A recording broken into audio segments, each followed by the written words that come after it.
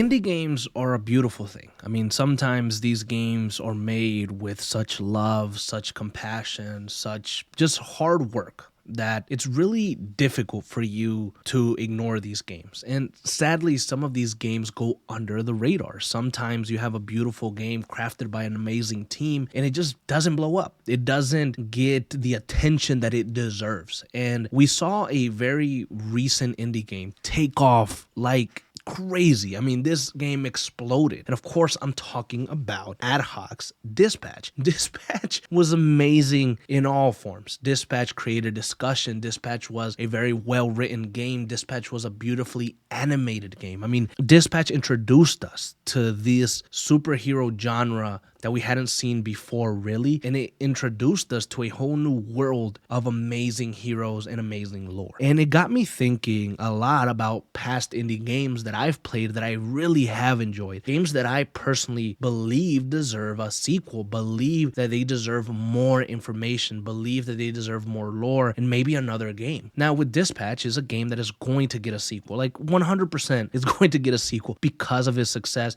and because of the story that it told. But other games that I think are worthy of a potential second look or worthy of a potential sequel are these three that I wanted to talk about today. And I wanted to concentrate a little bit on these games because they had a good and profound maybe impact on me. And they're just games that I never really gave enough time to on the channel. I wasn't able to cover them as good as I wanted to maybe. And I also feel like the discussion around these games could have been so much more bigger if I would have maybe taken the time then to try to explore the worlds more. Maybe there was a little bit or some of you guys that were also interested in that and the discussion could have been formed and then, you have a ripple effect. Who knows? Maybe, maybe not. But I wanted to share these games with you guys, and if you haven't played them, maybe check them out. I want to start off with one of my favorite indie games, I think. It's called Kena Bridge of Spirits. It was made by Ember Labs, and I remember seeing this game for the first time when the PS5 was getting announced, when the PS5 was about to come out, basically. This was one of those games that was marketed as, this is next generation, this is how gaming can look, and the discussion was, this looks like a Pixar movie coming to life in a video game. This looks like something straight out of Disney or Pixar, and it's true, the animation and the character design and the eyes and the hair, everything just looks so cool, and Kena look like a badass character. The world looks so beautiful and colorful, and it was a place that I wanted to spend time in. Kena is a story-driven action-adventure game, and it combines fast-paced combat. Your goal is to untangle the past as Kena. She is a young spirit guide in search of the sacred mountain shrine, and your task throughout this game is to help free spirits that are trapped in a forgotten village, and with the help of her rod, these little black things that are little black animals that come and help you out. They're like these spirit things that help you traverse this world, and you're basically going between the dead and the living, and you're bringing back to life these areas that were forgotten, these areas that you can kind of find in the game and they're dead, these areas that are like the trees and everything, the grass, everything is dead. Once you defeat the enemies, you can bring them back to life, and the color and the grass and the trees grow. It's so beautiful, it's so pretty. And to be honest with you, I'm not a big fan of Souls-like games, and I'm not saying that Kena is a Souls-like game, but the combat, the enemies that you face are very difficult in my humble opinion. They are very difficult fucking savages that piss me off, that stress me out, that push me to my personal limit. But it was a pretty good surprise, to be honest, to see this game that looks so pretty, that looks so good, have these really different varying villains, these very different varying monsters to fight. It was really cool, and the exploration aspect of it is awesome. Kena Bridge of Spirits is one of those games that I really wanted a sequel from. This was at a time when I was kind of starting YouTube, so I wasn't like super big on everything yet, and I had some very small interactions with Ember Labs, like just thanking them for their work, and they had replied, which I thought was really fucking cool. But one of the things that I always wanted was to see Kena Bridge of Spirits get a fucking sequel. Honestly, like, I would have loved to see Kena Bridge of Spirits 2, Kina, the next chapter, something, to continue this world, to continue the story of Kina and see how much she's grown and see how much she's changed and what's next for her. What other places can she explore? And that was something that I wanted really bad. Now, Ember Labs seems to be, there's some discussion about Ember Labs. I mean, from last I heard, they've been very quiet. They haven't been active on any other media. There has been rumors speculating that they may have shut down or they may have had massive layoffs and things like that. So the future for Kina Bridge of Spirits does sound pretty grim, to be quite honest with you. But I think that if all those rumors are debunked and they're not true and Ember Labs is working quietly on something, I really hope that it's Kina Bridge of Spirits. Yeah, I mean, this was a game that really touched me. This was a game that I personally just felt was such a beautiful, fun time. This was a game that I could spend hours playing, exploring, and just being lost in this wonderful world that Ember Labs created. For the second indie game, I want to take a look at Trek to Yomi. Now, Trek to Yomi is a side-scrolling type of game. You're basically this fighter who made a vow to his master that was dying, right? You play as swordsman Hiroki, and he is sworn to protect his town and the people he loves against all threats. Faced with tragedy and bound to duty, the lone samurai must voyage beyond life and death to confront himself and decide his path forward. I initially thought this game was going to be like samurai going through stages and fighting other samurai trying to get revenge. But what actually ends up happening is you do some of that, but you also travel to like this, I don't know if it's after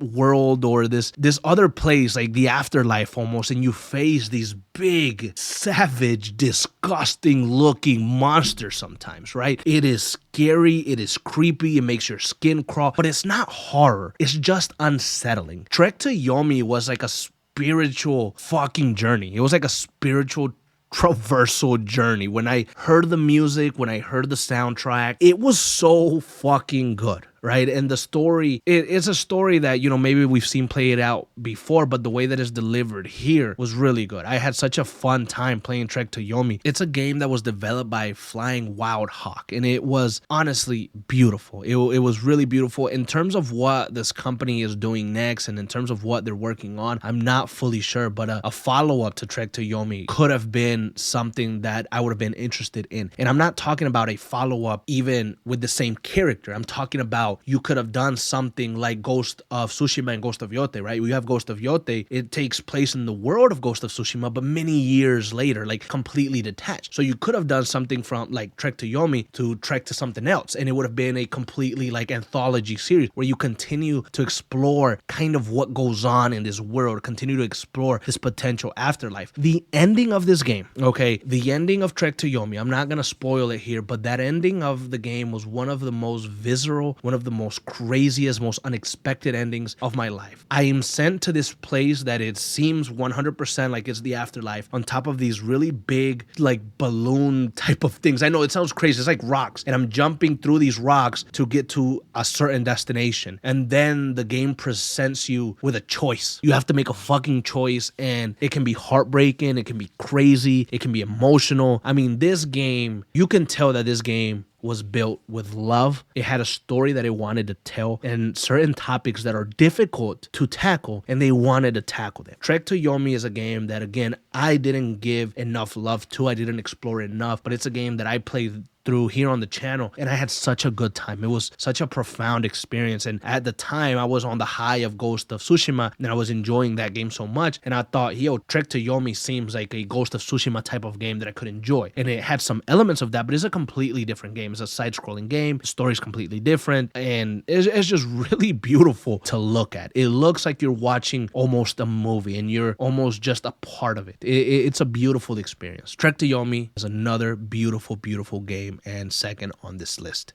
Now, for the third one, we have Fort Solace. Now, Fort Solace is from Fallen Leaf, and they created this beautiful cinematic type of story. I remember when they were marketing this game, they were talking about how this is what the next step in gaming storytelling should be, like a really engaging story, a really powerful story, very cinematic, and it had a good premise, right? But it also has like this premise of horror this premise of maybe something evil is lurking around. What is it? It creates this sense of like what's going on in this world, right? Basically, you play as Jack Leary, who is on Mars and he is at a mining base. He is an engineer and he began searching for a missing crew on Fort Solace. Now, what really drew me to this game, if I'm being 100% honest with you, is Roger Clark and Troy Baker played the leads in this game. Now, obviously, Roger Clark is Arthur Morgan and Troy Baker is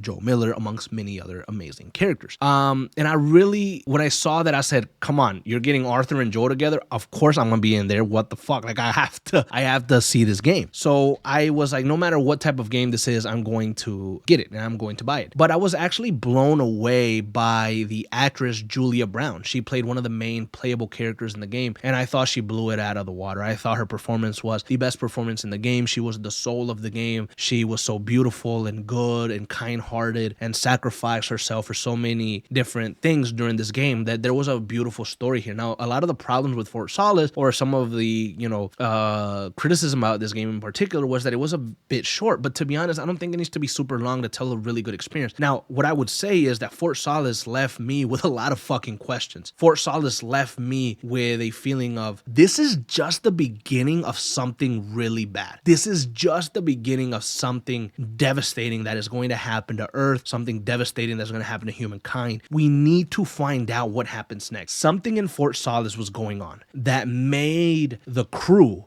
go a little bit nuts, end up dying. And there was this other engineer who started taking matters into his own hand.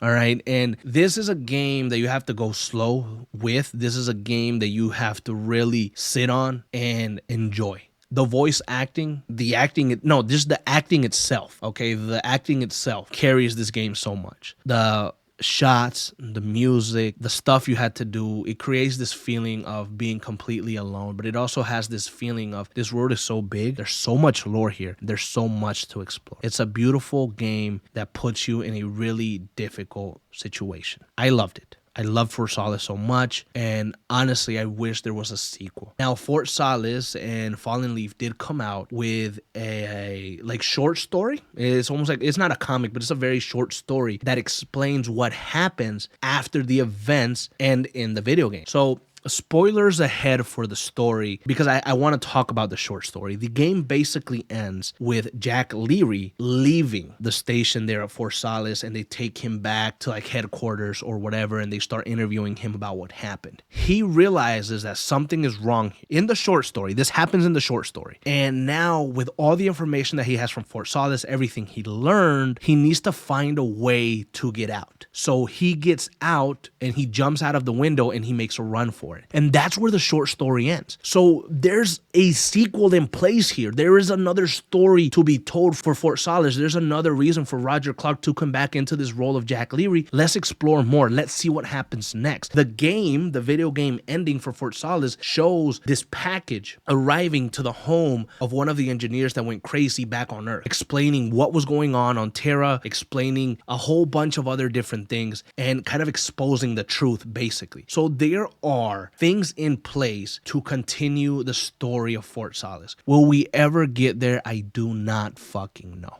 It received mixed reviews. Sometimes they'll be like, well, you know what? We're not really wanting to continue it, or we can't continue it and stuff like that. But this is another indie game that I really, really enjoyed. I thought Fallen Leaf did a wonderful job with it. It released in 2023, 3 fucking years ago now. You know, that's really, really crazy. Now the Fallen Leaf came out with a new game called Ultra Mega Cats or something like that recently. So I don't know if they have any plans for a potential Fort Solace sequel, but you know, I would love to see that. That's another game that I really, really enjoyed and just had a blast with. So yeah, Fort Solace, Kena Bridge of Spirits, and Trek to Yomi, fantastic indie games that I felt deserved more love, I felt deserved more respect, and deserved to really be played, because not everything can be as great or explode like Dispatch did, but there are other really good indie games. And there's so many probably that I missed, so many other games that I haven't even played, but these three in particular touched me on a personal level, and I had such a good time with them.